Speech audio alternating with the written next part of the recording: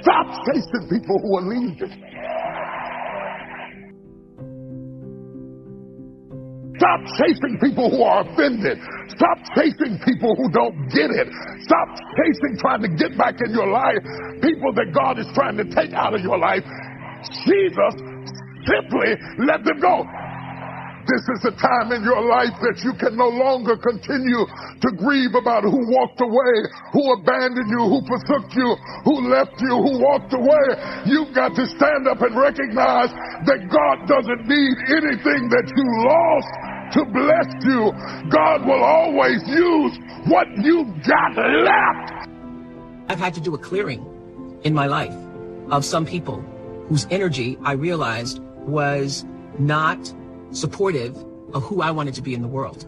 And I recognized that there are people who were not going to take responsibility for their energy, so I now have to take responsibility for the energy that I allow to be brought into my space. Life-changing for me.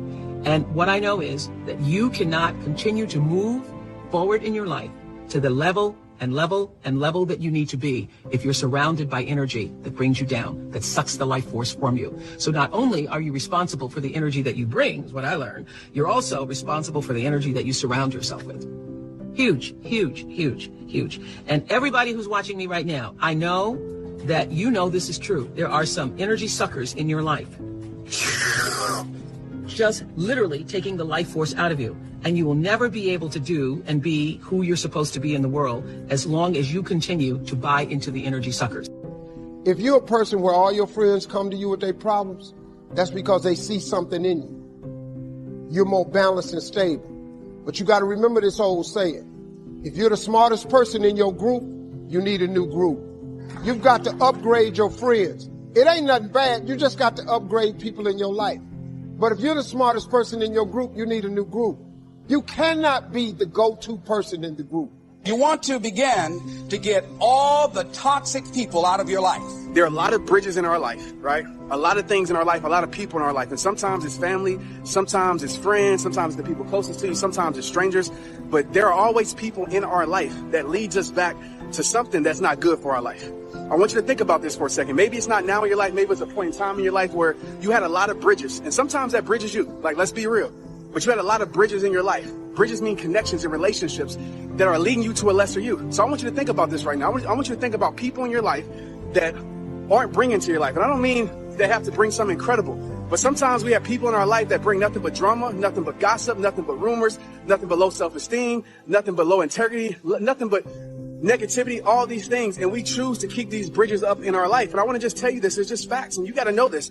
The longer you keep bridges in your life that need to be burned, the more you prevent your life from building the bridges that need to be built. Some of us on here, listen, you were created incredible, but some of us on here have believed the lies. We believe the lies that people have told us. We believe the lies how people treat us. We believe the lies what this world has given us, and we live a lie our whole entire life. Most of us on here, if you're in this place, you're not living the life that God gave for you. You're living the life that other people created for you. You're living the life that pain created for you. You're living the life that negativity created for you. You're living the life that all these things have created for you. Now when you look at yourself, you don't even recognize who you are because you kept so many bridges in your life. And I get it. Trent, it's so hard. Trent, you don't understand. Trent, I've been around these people so long, or I had this job so long. Let me tell you something. Don't let the history keep you in the misery. Don't let the length of the friendship keep you in the friendship. That's terrible for your life.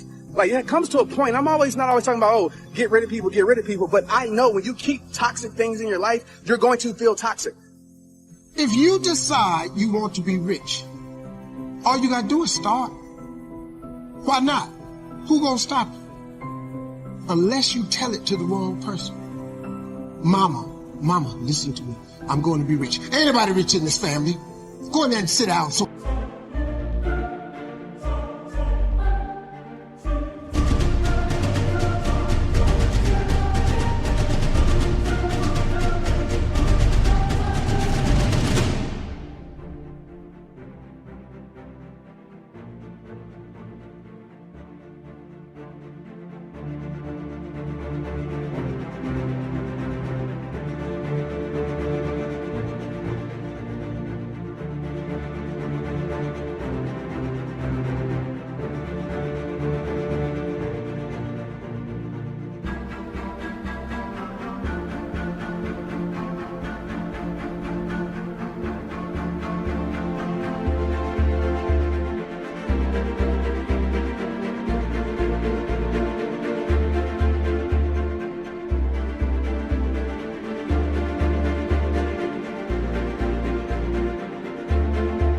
somewhere. Get yourself a good job. Oh, mama, you must be right. No, mama could be wrong. Because what you have in your imagination, God didn't show it to your mama. I'm sorry. He showed it to you. Listen to me. If y'all don't do nothing else, write everything you imagine down. Write it all down. Pray about it and watch what happens. Energy drainers, get them out of your life. See, ladies and gentlemen, it takes a lot of energy to reach your goal. It takes a lot of emotional, mental, and spiritual energy to reach your goal. And you can run faster with 100 who want to go than with one around your neck. I want to talk to you today about connecting with the right people. Your destiny is too big to get there on your own. God has already arranged certain people to speak faith into you. He's placed in your path people to inspire you, to challenge you, to help you grow and accomplish your dreams. But the reason some people never reach their highest potential is because they never get away from the wrong people. Everyone cannot go where God is taking you. You've got to connect with people that understand your destiny, people that appreciate your uniqueness, people that can call forth your seeds of greatness, not people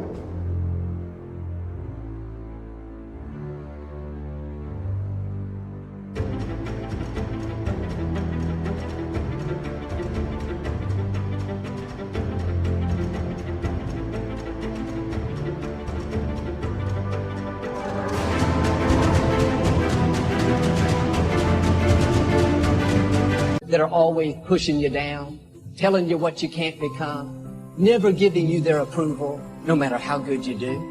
Life is too short to drag people along. If you will get the wrong people out of your life, then God will bring the right people into your life. And some of you, the only thing that's holding you back is your inner circle.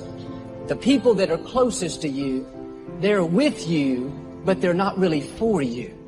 You're constantly having to persuade them that you're okay and convince them to get on board. You're spending all your time and energy on someone that doesn't understand your destiny. Your time is too valuable to spend it with people that are not 100% for you. It's not the quantity of friends that's important, it's the quality of friends. I would rather have 2 good friends that I know are for me 100% than to have 50 friends that are only for me 80%. There's no way I can help myself. There's no way I can help the people who deserve my help if I'm keeping things in my life that's making me feel helpless. You have to guard your heart. You have to burn every single bridge that leads your life back to destruction. You have to burn every single bridge that leads your life back to negativity. You have to burn every single bridge that leads your life back to low self-esteem. And the more that you don't know who you are, the more that you don't tap into guarding your heart because you're letting people stump on your heart.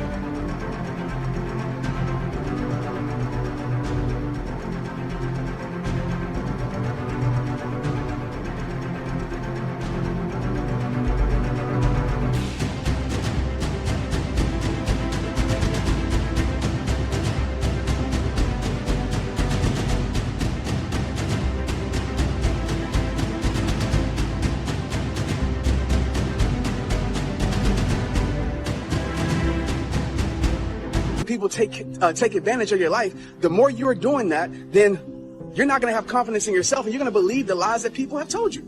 Like straight up. You have believed the lies that someone else has told you. You let a broken person break you. You let a person that don't know how to love break you. You let a person that don't know what loyalty is break you. Am I telling that you have to have a perfect relationship or friendship? Absolutely not. Mistakes are going to be made in this life, but the same mistakes shouldn't be repeated, because when you repeat the same mistakes, and this is as a personal message too, when you repeat the same mistakes over and over and over and over and over and over and over and over and over again, it is not a mistake. It has become a choice. Someone is choosing that action over and over and over again. You need to evaluate who's on your team, who's speaking into your life, who you're giving your time and energy to. In other words, who you're eating lunch with every day at the office, who you're talking to on the phone so much. Are they building you up or tearing you down? Are they inspiring you to go further, or are they telling you what you can't do? No, don't spend your time with people that don't make you better. Some of you don't realize how much that one negative influence is holding you back. You don't know how much more you would accomplish, how much more you would grow, how much more you would enjoy life if you just make necessary changes. There are two kinds of relationships: nourishing relationships and toxic relationships. Nourishing relationships are the relationships that inspire you. They motivate you. They bring the best out of you. Toxic relationships are relationships with people that always criticize you. All they can do is find fault. All they can do is just exploit your weaknesses. All they can do is remind you of the mistakes that you've made in the past. These people are bad for your health. Toxic people can run your blood pressure up. One apple can spoil a whole barrel. One negative energy drainer can spoil your whole life. I know people whose lives have been ruined because somebody wasn't good for them. See, there are some people that aren't good for you. They aren't good for you. You've got to get them out of your life. Everybody cannot be a loser. Some people have to be successful. So in my reality, I'm successful. So I hate when they use that, oh, let's be realistic. You never did this before. You never did that. Blah, blah, blah. Come on. They can't see from themselves, so there's no way they can see it through you. Think about that, guys. If these people never been successful, how can you really expect them to support you and want you, to get to that next level and be successful? They never saw for themselves. They never had it. So just keep that in mind when talking to friends and family. You need to make sure the people in your inner circle believe in who you are. They celebrate your gifts, and they're pushing you further, not holding you back.